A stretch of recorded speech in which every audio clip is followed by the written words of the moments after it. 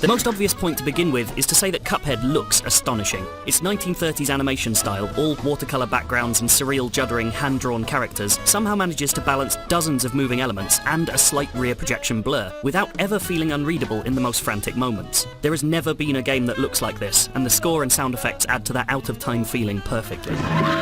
There's no doubt that it's gorgeous, and many people will be drawn to that, but that veneer conceals a very niche, ultra-hard design. It's absolutely uncompromising in its difficulty from the outset. No checkpoints, no way to regain health, and even getting help in local co-op makes things harder by cluttering the screen. Actually interacting with all that glorious art is so hectic, so stressful, that I stopped noticing it after a while. Cuphead's levels come in three types. The least common, and least interesting, is run and gun, left-to-right platforming drawn directly from the likes of Contra. These levels were introduced as breathers from boss battles, but feel more like a lull. The second type takes the form of bullet hell shooting.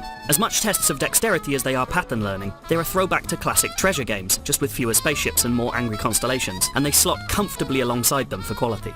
Best of all, though, are the platforming battles. This is where Cuphead flexes its imagination most, crafting weird, often hilarious bouts that have you interacting with the controls in more and more interesting ways. From controlling where your platform's moving, to battles that feel as much like fighting games as they do shooters. Real thought's gone into not just the looks, but the mechanics of each individual fight. Some are up there with the best boss battles I've ever played. Cuphead himself is perfectly responsive, and, with never-ending shots and dashes at his disposal, feels genuinely powerful when compared with other platforming heroes. With such good controls and abilities, any mistakes feel like your fault, not his, as it should be. It just so happens that he's being pitted against extremely tough opposition. Unlockable abilities offer a splash of puzzle thinking to the mix. Experimenting with them can be vital too. I only managed to beat the final boss because of a change in ammunition. The one real issue with Cuphead's abilities is the parry double jump, which due to flimsy implementation often becomes more trouble than it's worth. Beyond that, there are a couple of issues that kept me from really loving this game as much as I wanted to. A curiously chosen default controller layout and having to leave a level to change your equipped items is merely irritating, but Cuphead's use of randomization between different runs of the same battle is perhaps its worst decision. Changing attack patterns to keep things fresh is one thing, but it goes too far. Certain combinations of attacks can feel legitimately unfair, and similarly, winning a long-fought battle simply because randomization made one run much easier than the ones that came before it can make your triumph feel a little limp. Worst of all, scrolling levels with randomly placed platforms can become all but impossible through no fault of your own. It's a shame that certain levels feel less like skill tests and more like luck of the draw, but that's thankfully a rare problem.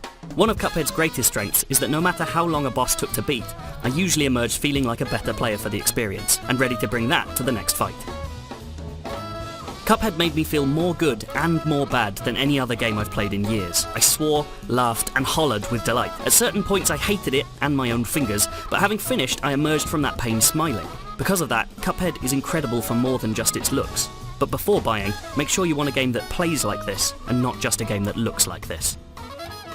If you're still undecided on Cuphead after all of that, why not check out our video of the first 8 minutes of the game? Or, if you want to see more of those beautiful boss battles, you can check out every single World 1 boss defeated.